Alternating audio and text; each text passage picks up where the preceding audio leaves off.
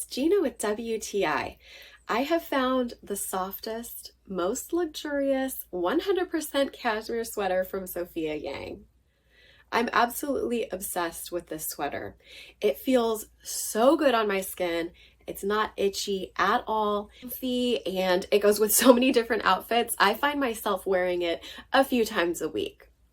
I got the size medium in brown. I'm 5'4", 140 pounds, and have a 36-inch bust and a 29-inch waist. This fits me a little bit on the looser side, which is so nice because it's comfortable, it's not constricting at all. And of course, it's so stylish with a little bit of a higher collar. And I really like that because it's not a mock turtleneck, but it doesn't have a big scoop. It just is a really classic look, and I'm so comfortable in it. This has a nice length to it. It's long enough that I can tuck it into the waist of my jeans or skirt without it looking frumpy. The color has a really light brown base with some darker brown mottled through it. Again, on the lighter side. I like that because it gives it some depth of color and it's just not a plain one color throughout.